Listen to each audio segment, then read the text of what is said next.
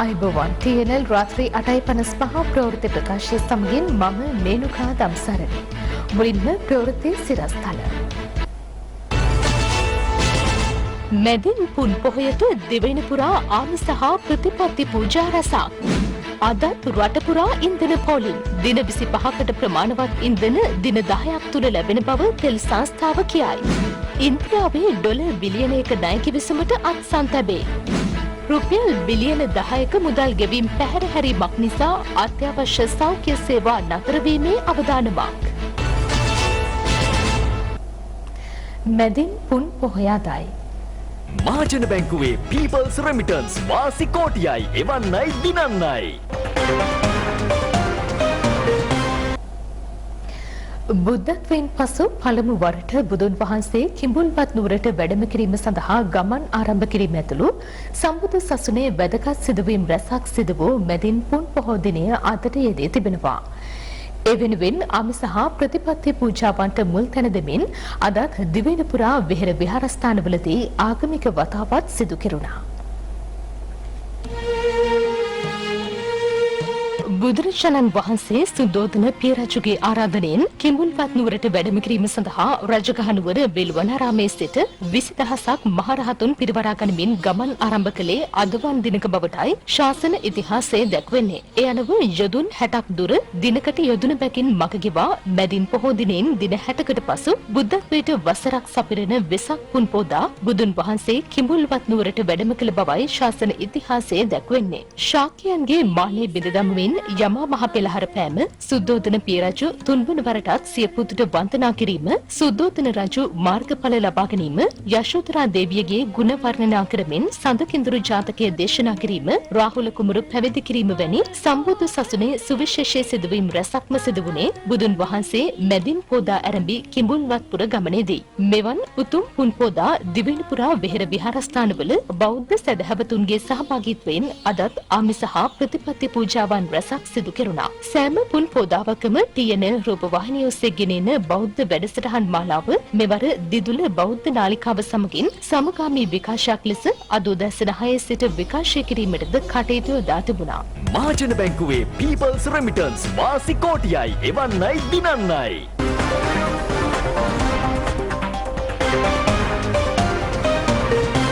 අලුතෙන් SLT Mobitel Home 4G LTE connection ගන්න අයට වටිනා ටැබ් කම්පියුටර් සහ ඩේටා දීමනා. හෙට දිනෙහිදී ඒ සිට එල් දක්වා කලාපවලට උදැසන 8 සිට සවස 6 දක්වා කාලය තුල පැය 3යි විනාඩි 20ක සහ සවස 6 සිට රාත්‍රී 11 දක්වා පැයයි විනාඩි 40ක විදුලි කප්පාදුවක් සිදු කරන බව මහජන උපයෝගිතා කොමිසම පවසනවා. එමෙන්ම P සිට W දක්වා කලාපවලට උදැසන 9 සිට සවස 5 දක්වා පැය 2ක කාලයක් සහ සවස 5 සිට රාත්‍රී 10 දක්වා පැයයි විනාඩි 15ක කාලයක් විදුලිය කපාදු කරන බවයි එම කොමිසම නිවේදනය කළේ. මේ අතර ඉදිරි දින 25ට අවශ්‍ය ඉන්ධන තොග ඉදිරි දින කිහිපයේදී මෙරටට ලැබීමට නියමිත බවයි ලංකා ඛනිජ තෙල් නීතිගත සංස්ථාව සඳහන් කළේ. ඉදිරි දින 25කට ප්‍රමාණවත් ඉන්ධන තොග දින 10ක් තුළ මෙරටට ලැබීමට නියමිත බව ලංකා ඛනිජ තෙල් නීතිගත සංස්ථාව පවසනවා. ඒ අනුව ඩීසල් මෙට්‍රික් ටොන් 1,40,000ක් සහ පෙට්‍රල් මෙට්‍රික් ටොන් 60,000ක් ඉදිරි සති දෙක තුළ මෙරටට ලැබීමට නියමිතයි. ඩීසල් මෙට්‍රික් ටොන් 40,000ක් රැගත් නෞකාවක් ලබන 21 වනදා හෝ 22 වනදා මෙරටට ලංකා වීමට නියමිත බව ලංකා ඛනිජ තෙල් නීතිගත සංස්ථාව සඳහන් කළා. එහි සභාපති සුමිත් විජේසිංහ කොළඹ ඊයේ පැවති මාධ්‍ය හමුවකට එක්වමින් කියා සිටියේ රට තුළ ඉන්ධන හිඟයක් ඇතිවීමට ඒ අනුව කිසිදු ඉඩක් නොමැති බවයි. කෙසේ වෙතත් මේ වන විට මෙරටට ලංකා වී ඇති ඉන්ධන නෞකාව සඳහා මුදල් ගෙවීම තවදුරටත් ප්‍රමාද වී තිබෙනවා. බලශක්ති අමාත්‍යාංශය සඳහන් කළේ ඉන්ධන සඳහා ගෙවිය යුතු ඩොලර් මිලියන 42ක මුදල සොයා ගැනීමට මෙතෙක් නොහැකි වූ අතර හෙට දිනේ එම මුදල් ගෙවීමට සැලසුම් කර ඇති බවයි. ඩීසල් මෙට්‍රික් ටොන් 22000ක් හා ගුවන් යානා ඉන්ධන මෙට්‍රික් ටොන් 22000ක් රැගත් එම නෞකාව දිවයිනට ළඟා වී මේ වන විට දින 5ක් ගතව තිබෙනවා. බලශක්ති අමාත්‍යාංශය සඳහන් කරන්නේ මේ වන විට දෛනික ඉන්ධන ඉල්ලුම මෙට්‍රික් ටොන් 9000 දක්වා ඉහළ ගොස් ඇති අතර ඒ හේතුවෙන් බොහෝ පිරවුම්හල් අසල පෝලිම් පවතින බවයි. මේ වන විට खनिज तेल සංස්ථාවෙන් දෛනිකව ඉන්ධන මෙට්‍රික් ටොන් 7000ක් නිකුත් කරන බව සඳහන්. බලශක්ති අමාත්‍යාංශය එලෙස සඳහන් කළත් පොහොය නිවාඩු දිනයක් වූ අද දිවයිනේ ප්‍රදේශ රැසක ඉන්ධන පිරුම්හල් අසල දිගු පෝලිම් පැවතුණා. ඒ බොහෝ ඉන්ධන පිරුම්හල් ඉන්ධන තුග අවසන් වීම හේතුවෙන් වසා දමා තිබූ පසුබිමක.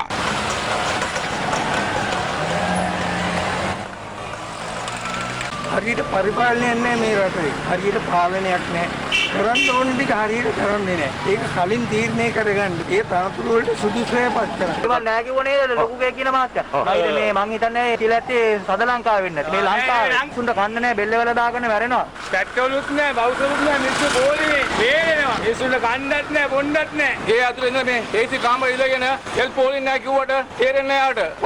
කොළම වල පොට්ටක් මේ කරගල බලන්න කියන්නේ යාට.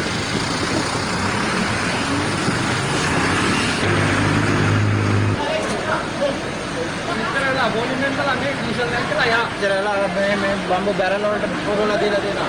ඒක ටෑන්නක් දෙන්න බැරිද මාත්. මේ බැරල් වලට පුරවලාද? නිතර පොලිමේ කියන්නේ ඒගොල්ලන්ට දෙන්න තිබ්බා. ඔව් බැරල් වල මේ ඩීසල් තියෙන්නේ මොනවා තියෙන්නේ ආයේ. බැරල් කාටද ඔය? ඒතකොට මේගොල්ලෝ මේ සෙට් එක වංචාවක් නේ කරන්නේ මේගොල්ලෝ. අයිය අර බැරල් වලට පුරවන්න ඉස්සලා මේ කට්ටියට දෙන්න තිබ්බානේ. බලන්න අර ටෑප් ඔක්කොම මල්ලි කාටද මේ ඩීසල්? කාටද ඩීසල්? මෙච්චර ගොඩක් මොකටද? මේගොල්ලෝ ගිනින්න අරන් ගිහලා වැඩි ගන්න තියලා විකුණනවා ඇත්තටයි. මෙච්චර ගොඩක් එක වාරයකට ගාලා තියලා තියෙන්නේ. වතන ගාලා තියෙන්නේ. වතන පාමයකට තමයි ගාලා තියෙන්නේ. ඒක ගාලා දෙන්න ඕන නෑ. ෆාම් එකටද? පාම් එකට කියලා ඒකල බැරල් එකක් දුන්නොත් මැදිද? මේ අනිත් කට්ටියට දෙන්න තිබ්බනේ මේ මාගේ වර වරේනවා ඉන්නේ. ආවරණ කියන්නේ නම් එක්කද ඔය කියන අය ගැන දරියා. ඔය මට ඕයි පරෝටේ එකයි ගැන දරියා. ඔය ඉන්න පොරේ නේද?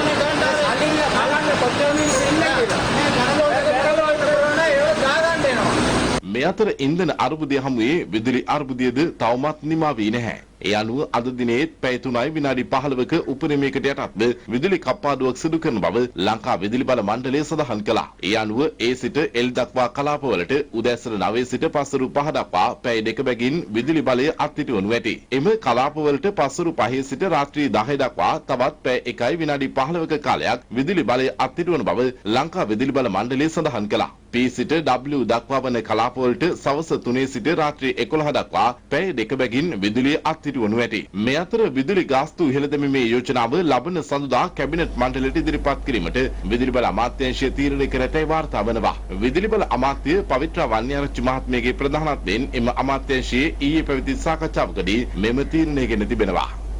අලුතෙන් SLT Mobitel Home 4G LTE connection ගන්න අයට වටිනා ටැබ් කම්පියුටර් සහ ඩේටා දීමනා. ඉන්දියාවෙන් ඇමරිකානු ඩොලර් බිලියනයක ණය මුදලක් ලබා ගැනීමට අදාළ ගිවිසුමට අද පස්වරුවේ අත්සන් ලැබුණා. ඒ ඉන්දිය මුදල් අමාත්‍ය නිර්මලා සීතාරාමන් සහ මුදල් අමාත්‍ය බැසිල් රාජපක්ෂ මහතාගේ ප්‍රධානත්වයෙන්. මේ අතර මහ බැංකුව අධිපති අජිත් නිවාඩ් කබ්‍රාල් මහතාට එම ධූරයෙන් ඉවත් වන ලෙස දන්වා ඇති බවට පළවන පුවත් සම්පූර්ණයෙන්ම අසත්‍ය බව ජනාධිපති ගෝඨාභය රාජපක්ෂ මහතා පවසනවා. ජනාධිපති ගෝඨාභය රාජපක්ෂ මහතා විසින් කළ දැනුම් දීමකට අනුව නිවේදනයක් නිකුත් කරමින් ජනාධිපති මාධ්‍යංශය පැවසුවේ මහ බැංකු අධිපති අජිත් නිවාඩ් කබ්‍රාල් මහතා කෙරෙහි ජනාධිපතිවරයාගේ උපරිම විශ්වාසය ඇති අතර රට මුහුණ දෙන බරපතල ආර්ථික අභියෝගවලට ප්‍රතිචාර දැක්වීමේදී ප්‍රබල ශක්තියක් ලෙස ඔහු ක්‍රියා කරන බවයි. ජාත්‍යන්තර මූල්‍ය අරමුදලේ දූත පිරිස නිලධාරීන් පිළිබඳ සාකච්ඡා නොකළ අතර මහ බැංකු අධිපති අජිත් නිවාඩ් කබ්‍රාල් මහතාද සහභාගී වූ එම හමුවේදී සාකච්ඡාවට ලක්ුණේ මූල්‍යමය ගැටලු පිළිබඳ පමණක් වන බවද ජනාධිපතිවරයා පවසනවා. මෙවැනි අසත්‍ය සහ ව්‍යාජ වාර්තාවලින් අධෛර්යයටපත් නොවන ලෙසත් රටේ ස්ථාවරත්වය සහ වර්ධනය සඳහා සියලු වැදගත් කාර්යයන් අඛණ්ඩව ඉටු කරගෙන යන ලෙසත් තමන් මහ බැංකු අධිපතිවරයා වෙත පෞද්ගලිකව දන්වා ඇති බවයි ජනාධිපතිවරයා උපුටා දක්වමින් ජනාධිපති මාධ්‍ය අංශය නිවේදනය කළේ. මේ අතර ඉන්දියාවෙන් ඇමරිකානු ඩොලර් බිලියනයක ණය මුදලක් ලබා ගැනීම සඳහා වන මූල්‍ය කිවිසුම අද පස්වරුවේ අත්සන් තබන බව රාජ්‍ය ආරංචි මාර්ග සඳහන් කළා. එම කිවිසුමට ශ්‍රී ලංකාව වෙනුවෙන් අත්සන් තබන්නේ මුදල් අමාත්‍යාංශ ලේකම් එස්.ආර්. ආටිගල මහතා විසින්. මේ අතර තෙල් නිෂ්පාදන මිලදී ගැනීම සඳහා ලබා දෙන ණය මුදල ඇමරිකානු ඩොලර් 500 සිට ඩොලර් මිලියන 750ක් දක්වා වැඩි කරන ලෙස ශ්‍රී ලංකාව විසින් ඉන්දියා රජයෙන් ඉල්ලීමක් කර ඇතැයිද වාර්තා වුණා.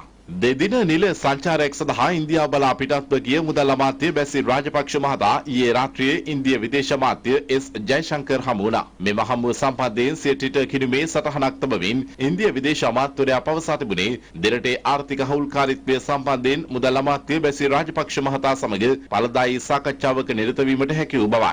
මෙරට ජනතාවගේ අවශ්‍යතාව වෙනුවෙන් අඛණ්ඩව ප්‍රතිචාර දක්වන බවද ඉන්දිය විදේශ අමාත්‍යවරයා එහි සටහන් කර තිබුණා. ඊයේ දිනේ තුල බැසිල් රාජපක්ෂ මහතා ඉන්දියා අග්‍රාමාත්‍ය නරේන්ද්‍ර මෝදි මහතාට හමු වුණා. ඒ ඉන්දිය පාර්ලිමේන්තු පරිශ්‍රයේදී ඉන්දිය අග්‍රාමාත්‍ය නරේන්ද්‍ර මෝදි මහතා මෙහිදී ප්‍රකාශ කර ඇත්තේ ශ්‍රී ලංකාව ඉන්දියාවේ අසල්වැසි සහ සමීපතම මිතුරෙකු බැවින් අවශ්‍ය ඕනෑම මොහොතක සහාය වීමට සූදානම් බවයි. කෘෂි කාර්මික පුනර්චරණීය බලශක්ති ඩිජිටල්කරණය සංචාරක හා දීවර කර්මාන්ත වැනි අංශ සංවර්ධනය කිරීමට අවශ්‍ය සහාය ලබා දීමට එහිදී ඉන්දියාවේ කැමැත්ත පළ වූ බවයි වාර්තා වන්නේ. එහිදී කෙටි හා මධ්‍යකාලීන ආර්ථික වැඩපිළිවෙල සම්බන්ධයෙන් අවධානය යොමු වී ඇති අතර දුෂ්කර අවස්ථාවක සහාය වීම සම්බන්ධයෙන් බැසිල් රාජපක්ෂ මහතා ඉන්දියා අග්‍රාමාත්‍යවරයාට ස්තුතිය පළ කළා. මුදල් අමාත්‍ය බැසිල් රාජපක්ෂ මහතා ඉන්දිය විදේශ ලේකම් හර්ෂ වර්ධන් සමගද සාකච්ඡාවක නිරත වුණා.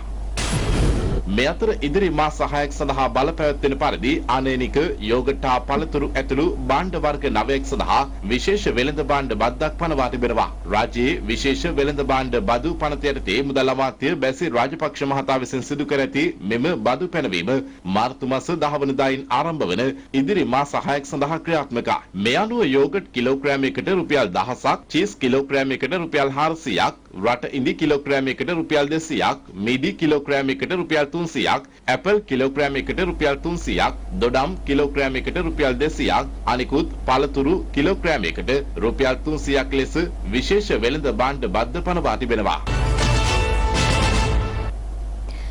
ගෑස් මෙට්‍රික් ටොන් 3500ක් රැගත් නෞකාවකින් ගෑස් ගොඩබෑමේ කටයුතු අද පස්වරුවේ ආරම්භ කර තිබෙනවා.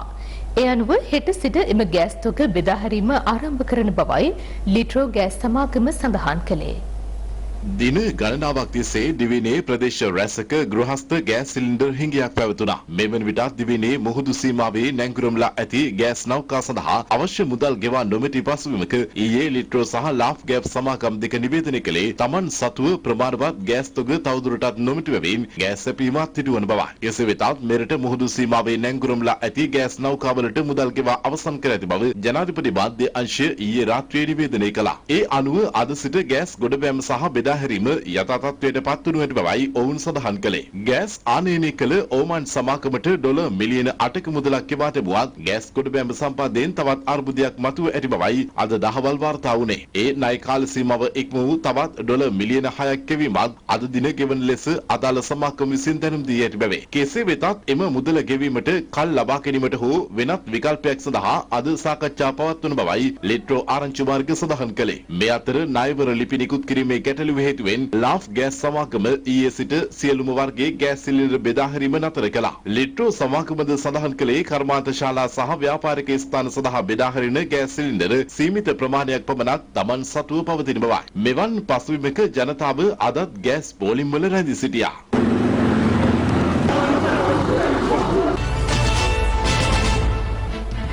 ප්‍රවෘත්ති ප්‍රකාශයෙන් දැන් කෙටි විරාමයක්.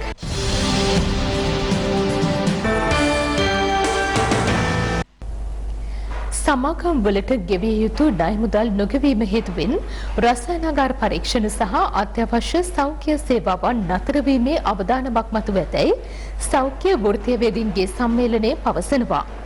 අදාළ අත්‍යවශ්‍ය වෛද්‍ය සැපයුම් සඳහා රුපියල් බිලියන 10ක පමණ මුදලක් ගෙවීම පැහැර හැර ඇති බවයි එම සම්මේලනයේ සභාපති රවි කුමුදේශ් මහතා සඳහන් කළේ.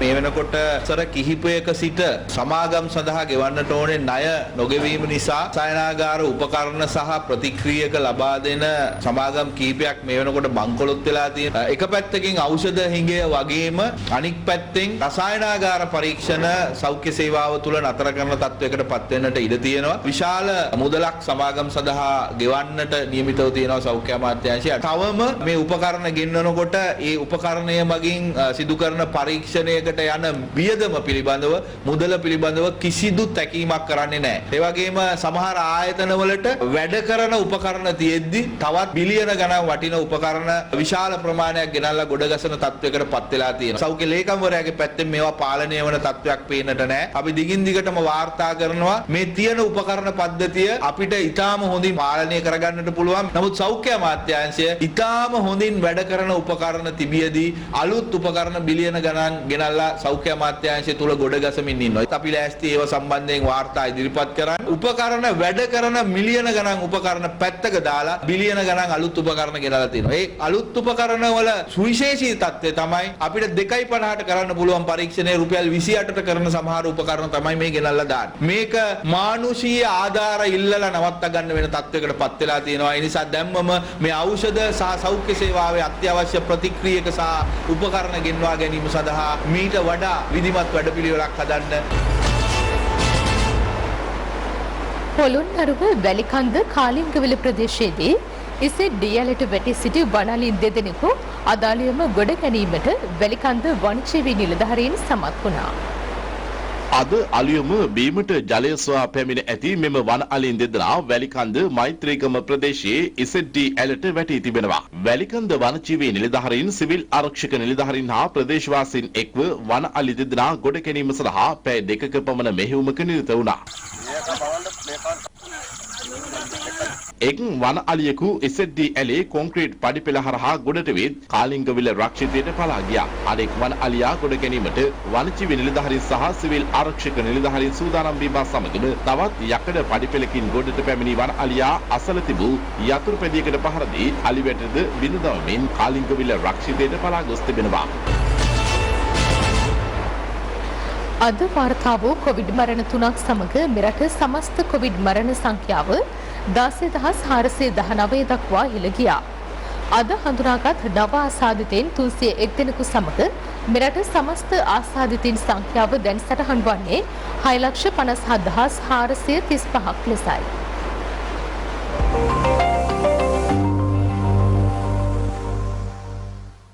ඊයේ දිනේ මෙරටින් හඳුනාගත් කොවිඩ් ආසාදිතයින් 320ක් සමග සමස්ත ආසාදිතයින් සංඛ්‍යාව 6,57,134ක් දක්වා ඉහළ ගියා. ඉන් මේ වන විට සුවය ලබා සිටින සංඛ්‍යාව 6,19,000 ඉක්මවනවා. කෙසේ වෙතත් ඊයේ දිනේ මෙරටින් වාර්තා වුණේ කොවිඩ් ආසාදිත එක් පුද්ගල මරණයක් පමණයි. එලෙස මිය ගොස් තිබුණේ වයස අවුරුදු 60 හෝ 60ට වැඩි කාණ්ඩයේ පිරිමි පුද්ගලයෙක්. මේ අනුව මෙරට කොවිඩ් මරණ වාර්තා වීමේ මෙන්ම නව ආසාදිතයින් වාර්තා වීමේද යම් අඩුවක් මෙවන විට පෙන්눔 කරනවා. කෙසේ වෙතත් තවත් 20,000ක පමණ පිරිසක් කොවිඩ් ආසාදිතව නිවෙස්ගතව සහ රෝහල්ගතව ප්‍රතිකාර ලබනවා. කොවිඩ් මර්ධනය ඉන්නත් කරන වැඩසටහනද තවමත් රට පුරා ක්‍රියාත්මකයි. ඒ යටතේ මෙවන විට 76,46,167 දෙනෙකුට බූස්ටර් මාත්‍රාව ලබා දී තිබෙනවා.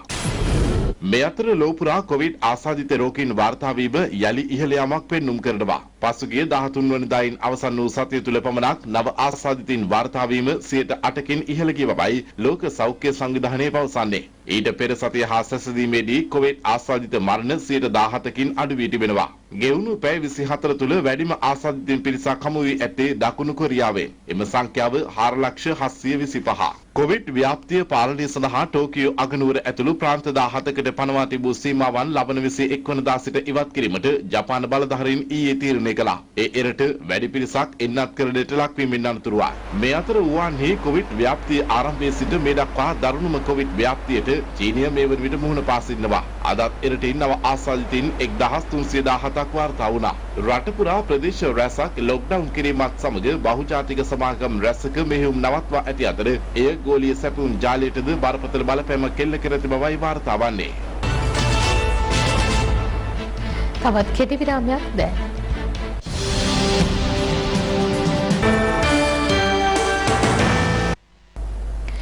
යුක්‍රේනයට එරෙහි යුද ක්‍රියාමාර්ගයේ වහාම නතර කරන ලෙස ජාත්‍යන්තර යුද අධිකරණය රුසියාවට නියෝග කර තිබෙනවා. මේ අතර සිවිල් වැසියන් රඳවා සිටි මරියුපෝල්හි කලාගාරයකට රුසියාව ගුවන් ප්‍රහාර එල්ල කර ඇතැයි ජාත්‍යන්තර මාධ්‍ය වාර්තා කළා.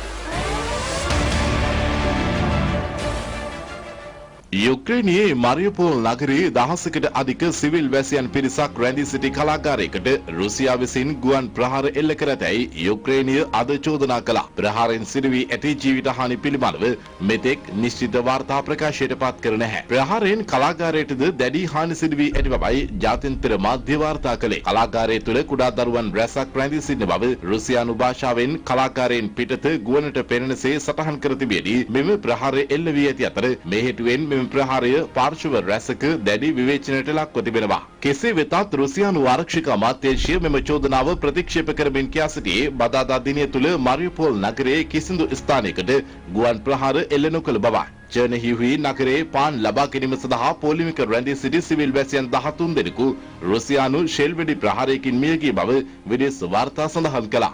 යුක්‍රේනයේ යුදමය වාතාවරණය සම්බන්ධයෙන් සාකච්ඡා කිරීම සඳහා රැස්වීමක් ලබා දෙන ලෙස රටවල් 6ක් එක්සත් ජාතීන්ගේ ආරක්ෂක කවුන්සිලෙන් ඉල්ලීමක් කර තිබෙනවා. මේ අතර යුක්‍රේනයට එරෙහි යුද ක්‍රියාමාර්ගයේ නවත්වන ලෙස ජාත්‍යන්තර යුද අධිකරණය රුසියාවට නියෝග කර තිබෙනවා. එක්සත් ජාතීන්ගේ සංවිධානයේ යටතේ පවතින මෙම යුද අධිකරණය ලබා දුන් තීන්දුව සම්බන්ධයෙන් යුක්‍රේනිය සිය ප්‍රසාදය පළ කළා. ඒ අනුව අදාළ නියෝගය සිය රටේ සාමාන්‍ය ජන ජීවිතය යථා තත්ත්වයට පත් කිරීම සඳහා ඵලදායී වනු ඇති බවයි යුක්‍රේනිය සඳහන් කළේ. ඇමරිකානු ජනාධිපති ජෝ බයිඩන් රුසියාවේ ජනාධිපති ව්ලාඩිමිර් පුටින් යුද අපරාධකරුවෙකු බවට චෝදනා කළ අතර ඊට ප්‍රතිචාර දක්වමින් රුසියානු ජනාධිපතිවරයා පවසා ඇත්තේ එය පිළිගත නොහැකි හා සමාව දිය නොහැකි ප්‍රකාශයක් බවයි. ලෝපුරා ලක්ෂ සංඛ්‍යාත පුද්ගලයන්ගේ මරණවලට වගකිව යුතු රටක නායකයෙකු විසින් එවැනි ප්‍රකාශ සිදු කිරීම කිසිසේත් පිළිගත නොහැකි බවද ඔහු පවසා තිබෙනවා. මේ වන විට රුසියානු ආක්‍රමණ හේතුවෙන් යුක්‍රේනයෙන් මිලියන 3කට අධික ජනතාවක් සරණාගතයින් ලෙස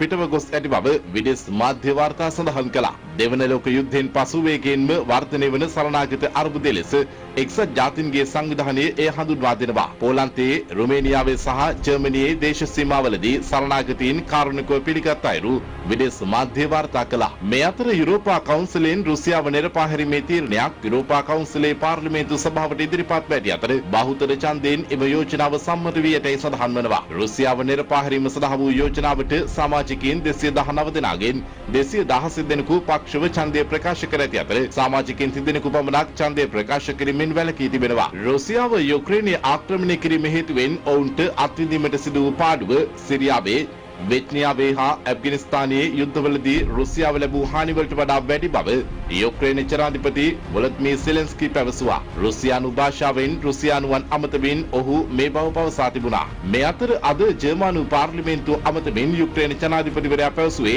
ආක්‍රමණයට පෙර යුරෝපා කොමිසමේ ක්‍රියාමාර්ග ප්‍රමාණවත් නොවූ බවයි. සම්බාධක පනවනු ලැබුවේද ප්‍රමාද වී බවයි ඔහු සඳහන් කළේ. යුරෝපයේ නිදහසට එරෙහිව යුක්‍රේනය විසින් ඉදිකරන තාප්පය කඩා බිඳ දැමීම සඳහා නායකත්වයේ ගන්නා ලෙස යුක්‍රේන ජනාධිපතිවරයා ජර්මනු චාන්සලර්වරයාගෙන් ඉල්ලා සිටියා. කෙටි විරාමයක් දැන්.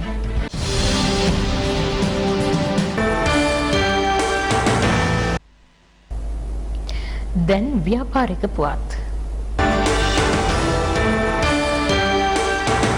2022 වසරේ මේ දක්වා මෙරටට පැමිණ ඇති මුළු විදේශ සංචාරකයන් සංඛ්‍යාව 2,32,089ක් බව ශ්‍රී ලංකා සංචාරක සංවර්ධන අධිකාරිය පවසනවා. වසරේ මේ දක්වා වූ කාල සීමාව තුළ මෙරටට වැඩිම සංචාරකයන් පිරිසක් පැමිණ ඇත්තේ ඉන්දියාවෙන්. එම සංඛ්‍යාව 35627ක්. එමෙන්ම රුසියාවෙන් 35064ක්, ඇමරිකාවෙන් 23702ක්, ජර්මනියෙන් 18295ක් සහ යුක්‍රේනයෙන් 13273ක් ලෙස මේ කාල සීමාව තුළ මෙරටට වැඩිම සංචාරකයන් පිරිසක් පැමිණ තිබෙනවා. කොරෝනා වසංගතය හේතුවෙන් කල්දමා තිබූ පසුගිය වසරේ ලෝක රූ රැජින තරගය දකුණු ඇමරිකාවේ පෝටෝරිකෝහිදී පැවැත්වුණා. එහිදී 2021 ලෝක රූ රැජින කිරුළ පෝලන්තයේ කැරලිනා බෙලෙවස්කිට හිමි වුණා.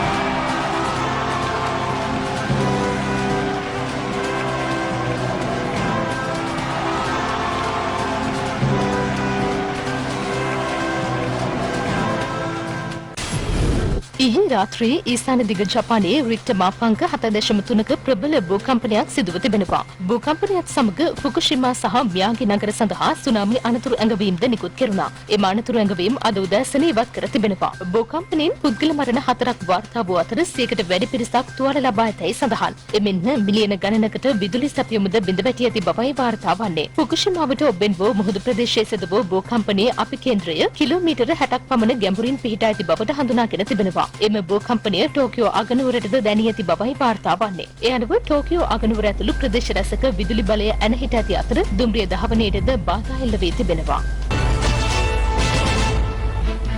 ඒත් සමගින් අදට නියමිත TNL ප්‍රවෘත්ති ප්‍රකාශය නිමාවට පත්වනවා. අපි යළිත් ඔබ හමුවන්නේ හෙට සවස 6:55ට. සුබ රාත්‍රියක්.